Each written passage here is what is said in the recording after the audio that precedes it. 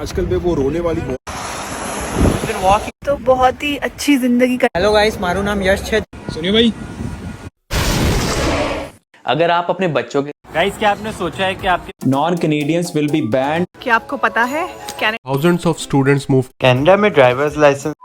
आजकल ये रील में क्या चल रहा है, सभी लोग कनाडा जा रहे हैं। कनाडा जाने के लिए करना क्या पड़ेगा?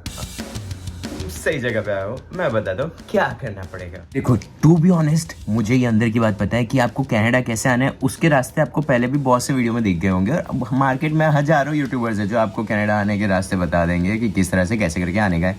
समुद्रों के रास्ते से नहीं, और ना ही तार के नीचे से, बट उसके अलावा के रास्ते मैं आज आपको यहाँ पर इस वीडियो में बताने वाला हूँ। और मुझे पता है कि आप यहाँ पर इस वीडियो को देख रहे हो, इसका मतलब आप उन वीडियो से संतोषजनक भावनाओं को प्राप्त करके यहाँ नहीं आया हो। इसीलिए आज मैं आपको पूरी संतुष्टि के साथ बताऊंगा कैसे कनाडा आए।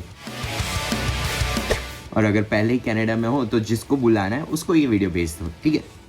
तो नमस्कार देवियों और सजनों, स्वागत है आज के वीडियो में। और आज का वीडियो शुरू करते हैं। यहाँ पीछे से अच्छे से रिंग लाइट साइड करना। क्या रिंग लाइट का बजट नहीं है यार? सब्सक्राइब कर दो ना, अभी तो वीडियो चालू करने वाला हूँ, कंटेंट आ गई है, लेकिन पहले सब्सक्राइब कर दो। रिंग लाइट का बजट आ जाएगा हमारा। मांग लिया भी। तो चालू करते हैं आज का वीडियो यहीं पे।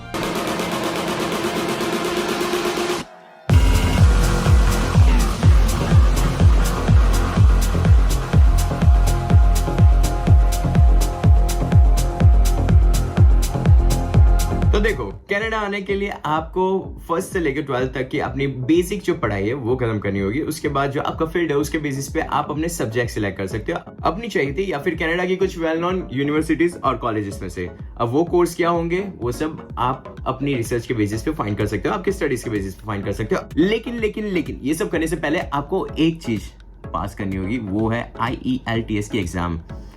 आजकल PTE की एग्जाम भी देकर लोग आ रहे कनाडा में। सो ये दो एग्जाम्स है जिसके बेसिस पे आपको आपकी कॉलेजेस मिल सकती है और आपका वीजा मिल सकता है। तो पहले आपको देनी होगी आपके IELTS की एग्जाम, जो मेरे समय पे 12,500 में होती थी, आजकल सुनने में आया 14,000 में हो जा रही है। और इसके लिए आपका इंग्लिश का लेवल नेक्स्ट लेवल का होना चाहिए। Next level in the sense कि आप यहाँ पर आ गए तो आपको सर्वाइव करने के लिए जो इंग्लिश आनी चाहिए वो। उसके अंदर जो मॉड्यूल्स होते हैं वो है लिसनिंग, सुनने की जो प्रोसेस होती है वो, स्पीकिंग, बोलने की प्रोसेस होती है वो, राइटिंग यानी लिखने की प्रोसेस जिसके अंदर ग्रामर वगैरह सब कुछ चेक किया जाता है, और रीडिंग जो सबसे ज़्यादा डिफिकल्ट मुझे लगता है। उसके अंदर पढ़ के आपको जवाब देना पड़ता है, सुनने में आसान है लेकिन एक्चुअली में डिफिकल्ट होता है। तो ये रहे IELTS के एग्जामिनेशन के कुछ मॉड्यूल्स जिसके अंदर आपको पास करना होगा। इनके अंदर अगर आप मिनिमम 6 या फिर उससे ज़्यादा लेकर आते हो तो आपको बहुत सी यूनिवर्सिटीज़ और कॉलेजेस के ऑप्शन मिल जाएंगे और आपका वीज़ा भी आने के चांसेस रहेंगे। फंबलिंग कुछ ज़्यादा ही हो रही है। तो कांग्रेचुलेशंस, आपने IELTS पास कर ली। अब क्या करोगे? तो अब आपका समय आता है अपनी चहीती कॉलेज में अप्लाई करने के लिए। यूनिवर्सिटीज और कॉलेजेस देख के आपको अपने कोर्स के हिसाब से बैचलर्स में, मास्टर्स में, PhD में जहां आपको अप्लाई करना है वहां अप्लाई करना है। और उसके लिए कुछ फीस होती है कॉलेजेस की और यूनिवर्सिटीज़ की, समथिंग बिटवीन $25 to $100, और फिर उसको आप पे कर दो। कुछ यूनिवर्सिटीज़ में से आपका अप्रूवल आएगा। अगर आपको पसंद है, आपका कोर्स उस टाइम के हिसाब से, उस इंटेक के हिसाब से ओपन हो रहा है, तो आप उसके लिए आ सकते हो। अच्छा, अब इंटेक कौन से होते हैं? जनवरी, सितंबर और उसके बीच में आता है एक मई। यस, तो सबसे ज़्यादा बिजी इंटेक होता है सितंबर, उसके बाद होता है जनवरी और उसके बाद होता है मई। मई में कुछ कॉलेजेस इंटेक नहीं भी देती है, सिर्फ जनवरी एंड सितंबर मेजर इंटेक होता है। इन इंटेक को हम विंटर, फॉल और समर इंटेक के हिसाब से भी जानते हैं। अच्छा, ये सब हो गया, फिर आप क्या करोगे? तो आपका जैसे ही ऑफर लेटर आया उसके बाद आपको पे करनी होगी अपनी कॉलेज की फीस, जो होगी नियरली सम $15,000 के आसपास। ये एक एवरेज फीस का अमाउंट है। हो सकता है ये 20,000 30,000 की भी जाए अगर आपकी यूनिवर्सिटी या कॉलेज उच्च लेवल वाली है, यानी आपको ऐसे गेट खोलते ही करण जौहर वाली। St. Teresa's High School, Dehradun, India's premier academic institution. उसका प्राइस ऐसा कुछ होगा। फिर इसके बाद जो प्रोसेस आती है वो है GIC की। GIC जो होता है वो यहाँ पर आने के बाद आपको 1 साल यूज करने की अमाउंट होती है, जो नियरली $10,500 मेरे समय पे था। अभी कुछ 10,500 के आसपास ही होगा। तो वो अमाउंट आपको पे करनी होती है। जब आप आओगे तो आपको पहले ही हफ्ते $2,000 आपके अकाउंट में दिया जाएगा और बाकी के $8,000 है वो 600-700 की अमाउंट में आपको 12 महीने तक आते रहेंगे।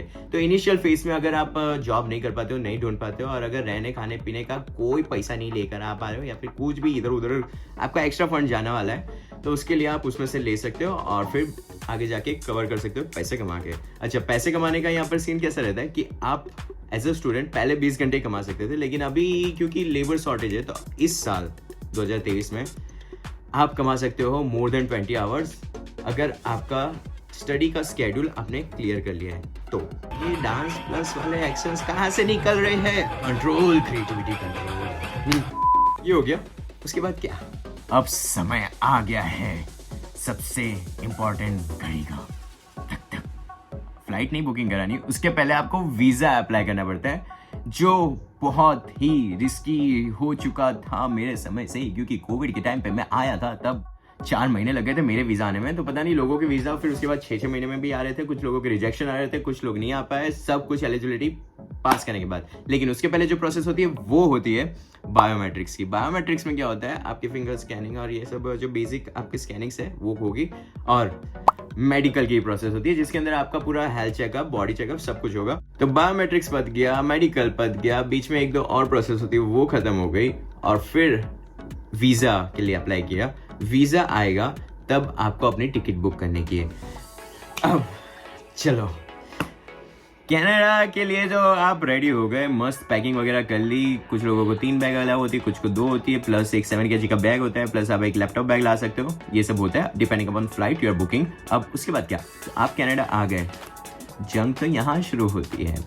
तो इस जंग में आपको तैयार होना पड़ेगा बहुत सी मेंटल चैलेंजेस के लिए, बहुत से फिजिकल एक्टिविटीज के लिए, बहुत से इमोशनल ब्रेकडाउन्स के लिए, जो आपको अपनी फैमिली से और यहाँ के फ्रेंड से मिलेंगे। लेकिन अगर ये सारे चैलेंजेस आप फेस करके अगर ये फ्लो के साथ बहने लग गए और एक पॉइंट पे जाकर आपके अंदर ठहराव आता है और आप सारे डिसीजंस बहुत ही परफेक्टली लेते हो, then you are gonna be achieving that target what you have decided. ये कुछ मोटिवेशनल वीडियो नहीं है, लेकिन ये क्या एनर्जी आ जाती है जब भी ऐसी बातें हम सोचते हैं ना हमारी। तो लेकिन यहाँ आने के बाद आपकी जिंदगी में क्या क्या चीजें होगी, तो वो कुछ ये है, कुछ एक्स्ट्रा लाइफ एसेंशियल स्किल्स सीखनी पड़ेगी, थोड़े बहुत फाइनेंशियल टेंशन भी लेने पड़ेंगे, चैन की नींद लेने का प्रेशर होगा और टाइम पे उठ जाने का ही प्रेशर होगा। टाइम पे असाइनमेंट्स भी करना पड़ेगा और समय अनुसार पढ़ाई लिखाई भी करनी पड़ेगी। बस खाली यहाँ पर रहकर आपको एक आर्ट सीखना है, वो है यहाँ कोई भी आपका अपना नहीं और कोई आपका चाहने वाला नहीं, तो फिर दूसरों को भी टेक ओवर करना सीखना पड़ेगा। कुछ डॉक्यूमेंट्स वगैरह भी देखने पड़ेंगे और टैक्स वगैरह की भी टेंशन लेनी पड़ेगी, और कैसे आपको प्रॉब्लम से बाहर निकलना पड़ता है ये भी आपको सीखना पड़ेगा। रूठी रूठी सारी रात है, फीके फीके सारे दिन। ये सब तो इंडिया में मेरे मम्मी पापा नहीं करते थे, लेकिन फिर भी मजे तो यार भाई बोले तो तुम्हारी लाइफ में, तो ये है मजे हमारी लाइफ में। और बताऊं, सुनो, तो क्या लगता है आपको कनाडा की लाइफ आसान है? नहीं। क्या ये पढ़ाई करना इतना इजी है? नहीं। तो वीजा लेकर यहाँ क्यों आए? और कभी धोने पड़ सकते हैं इस तरह से बर्तन, तो तैयार हो जाओ। तो कनाडा में कुछ इस तरह से बैठ के हम अक्सर डिनर करते हैं और कभी कभी ऐसे खाना भी बनाना पड़ता है। फंस गए ना? तो ये सारी चीजें YouTube, TikTok और Instagram पे नहीं बताया जाता है, ये सब यहाँ आके फेस करना पड़ता है। ये सारी चीजें आपको बहुत आसान लगेगी, लेकिन यहाँ आके सारी सच्चाइयाँ पता चलेगी। लेकिन मैंने तो सुना है कि कनाडा के अंदर बहुत पार्टीज होती है, बहुत घूमने फिरने की अपॉर्चुनिटीज, और पैसा तो अंधाधुन छापते लोग, हर जगह आईफोन ही आईफोन गिरे पड़े रहते हैं। ऐसा तो आपने कहीं बताया नहीं। लेकिन चलो फ्लैशबैक में ये परफेक्ट ब्लैक फ्राइडे की शॉपिंग है।